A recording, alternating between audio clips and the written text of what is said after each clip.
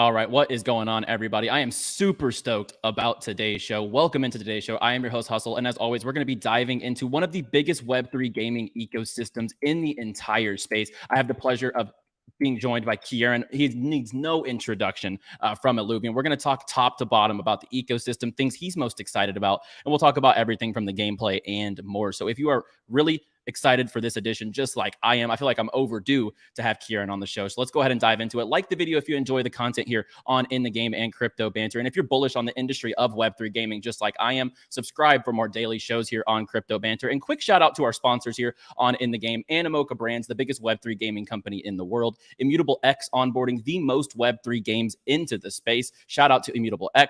Bybit, one of the leading exchanges in Web3, as well as NordVPN. Always be secure when you're navigating through crypto. So you can check out all of our sponsors down in the link in the description. Let's bring on our guest today. Kieran, how are you today? Hey, Johnny, doing really well. How are you? Awesome. Yeah, I can see, y'all have so much cool stuff cooking behind the scenes, and it's so high quality. So I'm stoked to have you on, because it's one thing for me to tell people about it, but it's another to hear it direct from the source, right? Absolutely. Yeah. No, 100%. I'm super excited for this one. Let's just start it off. For anyone who might not know, if you're tuned into Web3 gaming, I feel like, you would be familiar with yourself in Illuvium, but maybe give a little bit of your background, how you got into Web3 gaming, and then describe Illuvium in your own words. Yeah, for sure. So I first joined crypto back in 2016, where I was in a Web2 startup that had a platform in 1,000 different retail locations. And we had this random Bitcoin company come to us and say, hey, we want to be able to utilize your platform to allow people to buy Bitcoin in fiat and then essentially transfer that Bitcoin to their wallet. So we ended up doing that deal, and it started. That was right at the start of the first one of the first bull runs, and so I got really interested in the space. And but then I invested, lost a bit of money, got hurt, so I ended up leaving the space, which was kind of frustrating. But my brother Kane, who started Synthetics, he stayed, and he was telling me for a long time, he was like, come back, you got to do it, like start a project, all this kind of stuff. And I finally did in 2020, started investing again, and then I stumbled upon crypto gaming, and I wasn't really convinced based on the game play that was available and the titles. It was more the underlying technology, and we wanted to see what would happen if you built a really good game that had substance and really good graphics, gameplay, and storyline and lore, and then had it underpinned with NFTs that give players ownership over their assets. That is the game changer that that blockchain gaming brings, and we think it's going to be pretty big. Definitely. And we'll keep it on that. We'll keep it on the track of Web3 games really quickly. And I think, it speaks a lot when someone with a lot of talent and a lot of ambition wants to come build in this space. But let's just, your opinion on the future of the industry. Do you think NFT gaming and Web3 technology is going to be just a layer on top of a segment of games in the industry? Or do you think NFT and Web3 technology 5-10 years down the line will be integrated in maybe, the biggest games in the world? Do you see it as a subsector of gaming, or do you see it potentially being integrated at the highest levels? No, I definitely see it integrated at the highest levels. There's something that about owning your assets inside of a game. When people are putting thousands of hours of their sweat and tears into a game, you want to be able to own that asset and own your journey of what you want to be able to, what you can actually do after you generate, that token or that armor, the weapons, the characters, and whatever. Like if you go around, you use Pokemon, for example, you go around that world, you spend hours and hours and hours trying to collect every single Pokemon. When you complete the game, that's it. Now you might have other Pokemon trainers who want to come in and they don't necessarily want to play the 1,000 hours to go and capture every single Pokemon. They just want to buy your Pokemon or trade your Pokemon so they can go into the arena and start battling people in their esports games. That's not possible. And with blockchain gaming, it is. Now, once that's untapped, and that's across the board in first-person shooters and RPGs and racing games, I just don't think gamers are going to go back to the normal of you're not able to own your assets.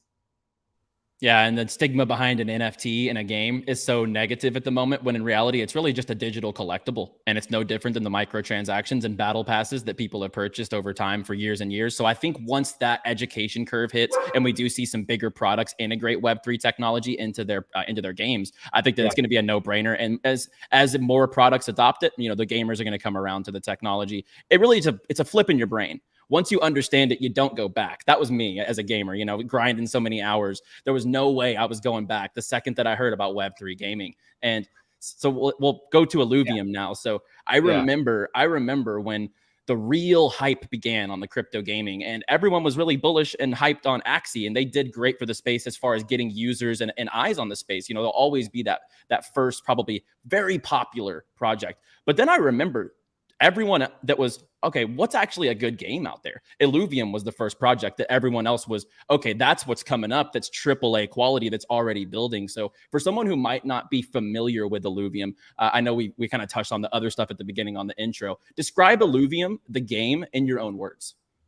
Sure. So Illuvium is an interoperable universe of games. So we've gone out and we've started off with 3 games, which is super ambitious, pretty crazy. When you're talking about AAA level, it's not generally how a studio wants to start, right? Like you usually focus on one, but we have an exceptional team that has been able to. We've almost split up the 3 different games across the 3 teams, and we've really been able to go hard at them. And so it's your journey in Illuvium starts with Illuvium 0. And I just want to preface this with every single one of our titles is free to play, which is super important because when we're talking about onboarding millions of players, which is our goal, you can't do that when you have these large barriers to entry. So it starts with Illuvium 0, and you have 2 ways to get in. You can either buy a piece of land, and there's 20,000 available now, but 100,000 in the future. And you buy this land and you start building your industrial complex. And what that does is it allows you to extract elements and fuel that is required in the overworld. So these NFTs you bring into this second game, which is more like your Pokemon style creature capture. And the graphics inside the overworld are insane. It's meant to be highly, highly immersive. But on top of that, you've got 185 3D high fidelity characters that all have storyline. They all have this personality. There's this, aura about every single one of these characters, and they're really, really well thought out, and they're based off of extinct animals, but they're really, really cool in terms of their omegas that they have and the different attacks and defenses and stuff like that. So you go around, as you can see, and you're trying to capture things. But on top of that, you harvest plants, which is what helps you to be able to build weapons and armor to upgrade your ranger. Then you can see you've got your little companion drone there, which is helping you harvest things.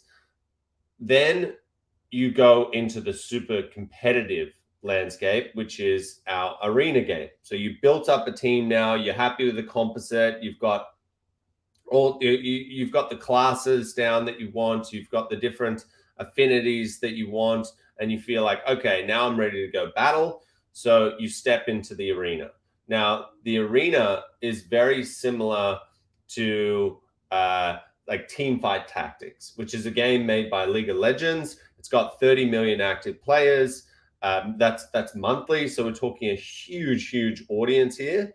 And we've really tried to build this in a way where we remove a bunch of the RNG, and it's much more skill-based, which is, I'm a huge fan of TFT, but one of the gripes that a lot of players have is it's almost comes down to luck every single time. It's still a ton of fun to play, but we're trying to remove that and make it more skill-based, make it more combating what your different opponents are putting down. If they change up their deck suddenly, you need to be able to think on the fly and go, okay, now I need to change mine, which will create a much better environment for esports.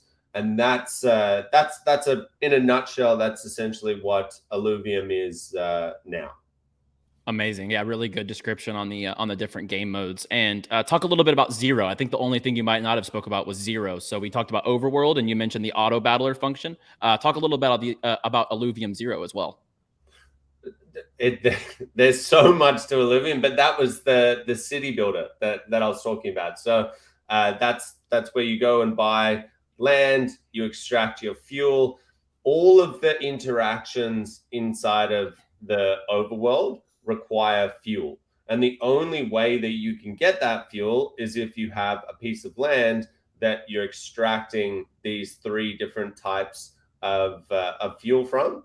So things like travel in the overworld, or fusing alluvials, because we've really thought about the tokenomics of how do we keep the assets scarce. That was one of the downfalls of crypto games inside of in 2021, and then moving into 2022.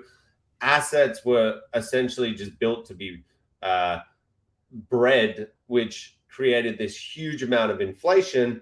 We're the opposite, right? So we've got this mechanism where if you take 3 alluvials of the same kind, you can fuse them together, and that creates a more powerful alluvial, so you're happier as the player, but it burns 3 of the existing NFTs. Now, people might say, okay, but that's what, there's still going to be millions of other people that are out there capturing these alluvials, so they're not good. They're still going to be increasing over time. But we also implement a mechanism where after a certain amount of time, we end that set, and there's a whole bunch of new alluvials that come into the overworld, and you'll never be able to capture that alluvial again. You'll have to buy it from either you on the marketplace, or me on the marketplace, or someone else that has captured it. I love it. And that's the type of concept that, going back to our beginning conversation with battle passes, right? Season 1 assets, if you were able to sell a Season 1 Fortnite skin in Season 10, it's going to be a lot more rare, right? It just only makes sense. So I love that ideology. And it just, like, I think what people missed out at the beginning of this industry was just make it just as much like the traditional games out there, right? All these different tokenomics, like you said, making it like bread. I really like the way that you put that. Yeah, it was really the tokenomics aspect was really flawed. So I love that conceptual of trying to provide scarcity on the assets inside the game, and that's exactly how it should play out, because that's how the biggest games in the world do with battle pass seasons. Because as soon as it goes off the season, you can't get it anymore. So I absolutely love that, and I'm sure I know the answer to this. But within the community, which pillar of the game are people most excited about? My guess would be Overworld, of course. That's the crazy thing, right? Like there are a lot of difficulties that you come up against when you decide to build 3 genres in one, right? But it's the first time in the world that any studio has built an interoperable blockchain game at the AAA level. Like you're watching this gameplay, and we haven't even shown storyline or lore or much of it. And so when you see how immersive it is going from game to game to game, it's actually utterly insane, right? So there are a whole bunch of difficulties in doing that, but you're literally watching these games. People are playing them. So we've gotten past a lot of those hurdles.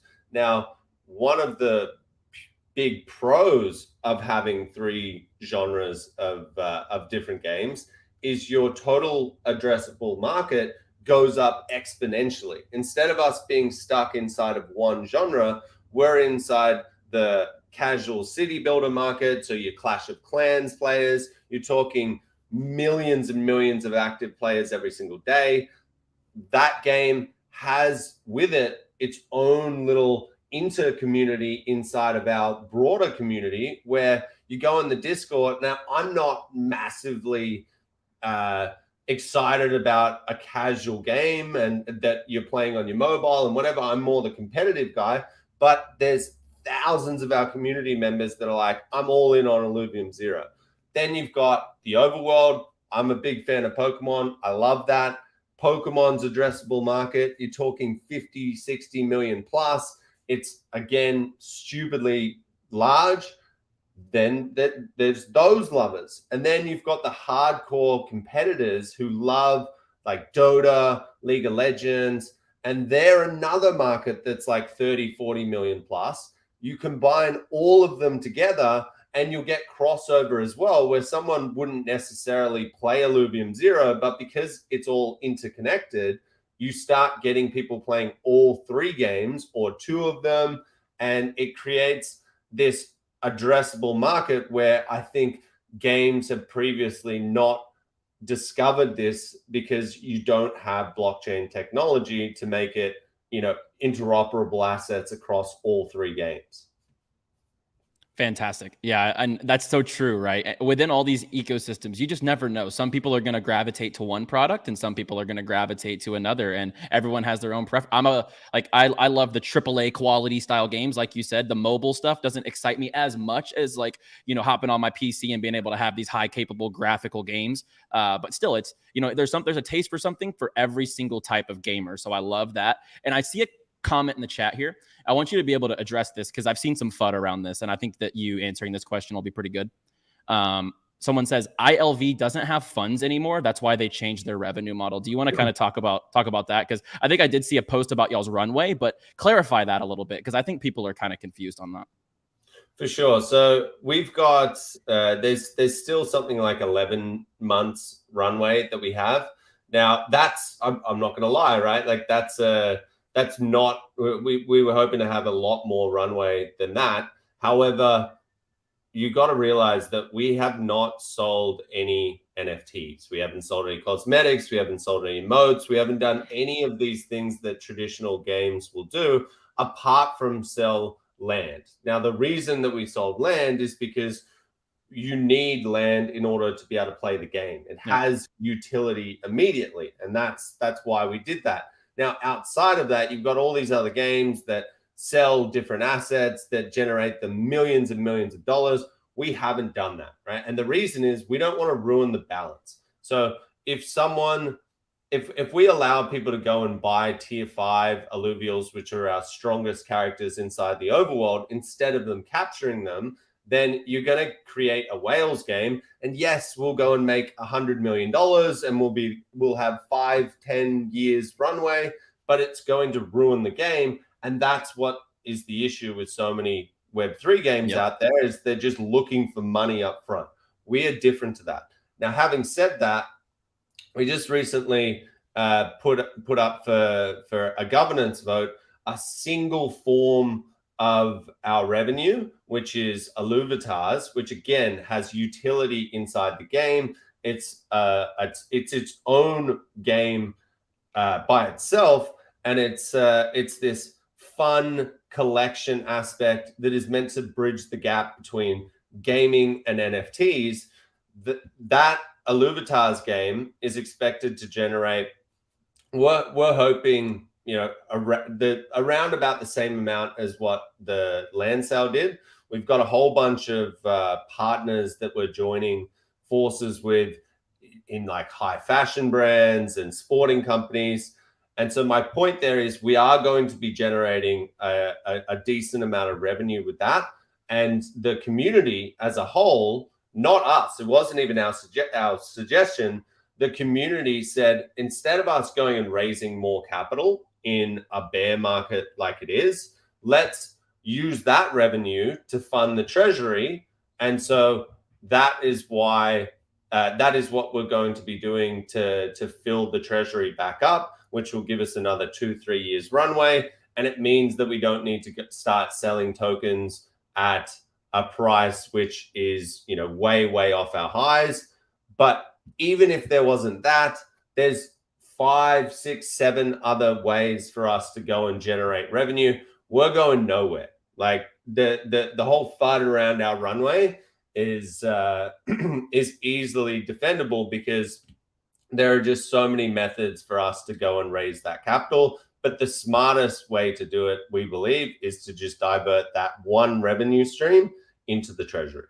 I love that answer. And I agree. If you look at the scope of the ecosystem, a lot of games out there have sold numerous skins, numerous land plots, numerous this, that, you know, third tier character, second tier, like just like so many different launches. And it's like, well, first of all, you're diluting your product. Like you said, you're making it a whales game. And I just don't, they're just really trying to raise as much capital up front and keep money flowing through the game. And I love your approach with a long-term approach. And my next question was, I saw an article out there about Illuvium's plan up to 2032, right? So you guys do have that long-term vision. And I love that answer because of that. And that was literally my next question. What are some key things over that time to try to keep the ecosystem, and not only the ecosystem, the game alive? Because anyone who knows games knows, you know, games die over time, right? It's a fickle industry. You know, people will play one game for so long, and then all of a sudden, boom, you know, that player base drops off. So with that scope to 2032, what's some of y'all's plans to keep the sustainability and keep the game alive more so, just because the gaming industry is so cutthroat?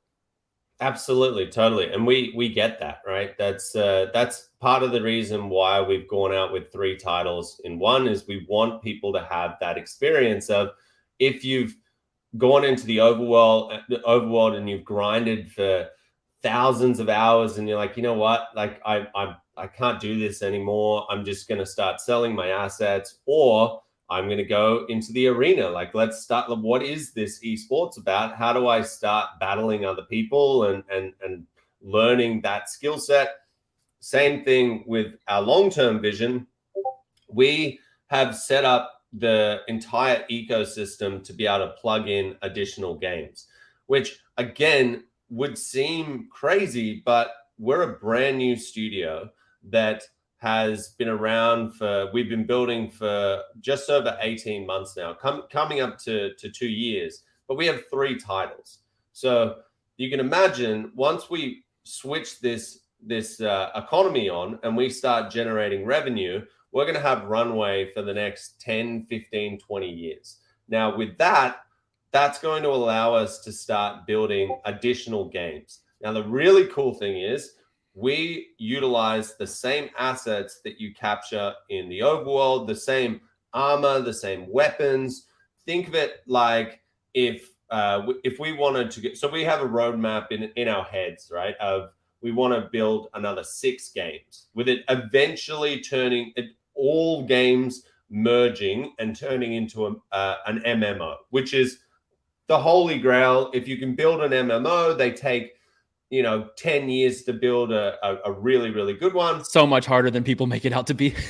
100%, right? But if you build it modularly, right, and you build one game here, another game here, another game here, and then you start connecting them up and make this a seamless experience where you're taking one asset from one game to the next and the next. And I'm not talking about us connecting up other IPs, right? Like that's so far away, it's not even funny. I'm talking about it being gated inside of Illuvium, utilizing Illuvium assets, but us going and building a dungeon crawler, right? Where you take your Illuvials, your ranger, your companion robot, you go up to your mates and you say, all right, guys, let's do a raid. You go into the dungeon, you start fighting bosses, you get loot drops, really cool stuff that is still NFTs. You can then take those NFTs and then use them back in the overworld as your own weapon.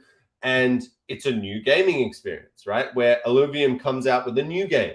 And then we come out with another game that's, say, a racing game where you've got your Atlas character, which is our, it's like our, I guess, our Pikachu of the Illuvium world. Super cute. You take that character, like once again, you say to your friends, let's start a race. You walk over to the racetrack, you port your asset in. You don't even know what's happening. You just start the game. And all of a sudden, you're racing around in a water-based cart, shooting your water pistol out at other people as you race around this cartoon racing game. And you're battling your mates, and it's similar to Mario Kart, right? But instead of you needing to download a new game or purchase a new game or like purchase skins and whatever inside of this game, if you want to change your card up, if you want to change, all you need to do is utilize the same assets that you had from potentially 7 years ago when you were playing the overworld. So that's how we keep people inside the ecosystem. But on top of that, you need to build a really compelling IP. The characters need to be iconic, where people look at them and go, yes, I remember 5-6 years ago how I caught that for the first time. Now I'm using it as my character inside of this dungeon, or my, whatever it might be. In a tower defense game, it's the skin of the different towers. Like, all of these different things are possible with blockchain games.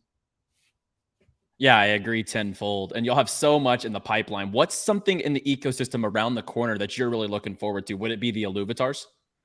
100%. Go ahead.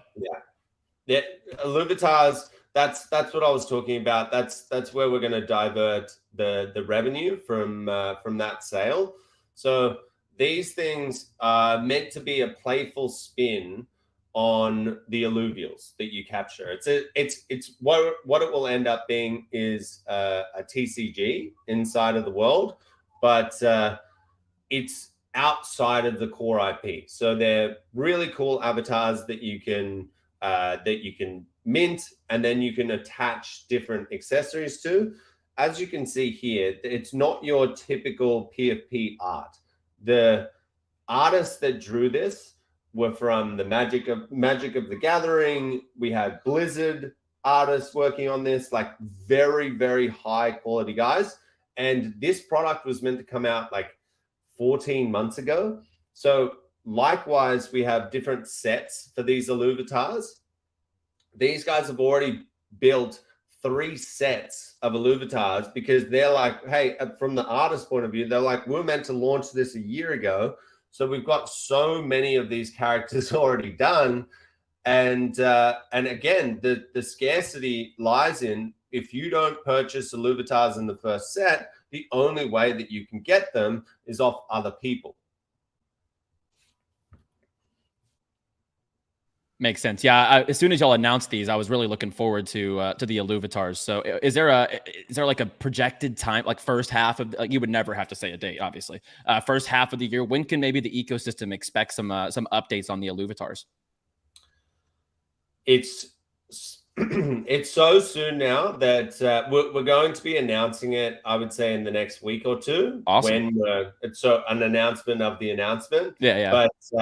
But I just 2 days ago, I think, I was in the Discord and I started showing people the minting process, like the actual journey of how you open packs. Yeah. And so it's super, super close, but like, it reminded me what we said, the direction that we wanted the artists and the developers to go in.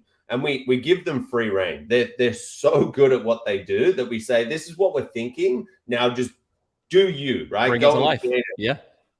What I said is, I want that feeling of when I was 6 years old and I would get $15 pocket money, or I would work and whatever, and I would get like $10, and I would go into the store and I'd be able to afford 1 pack of Pokemon cards, and I'd sit there, I'd take it home, and I'd be like, come on, I'm going to open this up and I hope I get a Charizard or some other super rare Pokemon.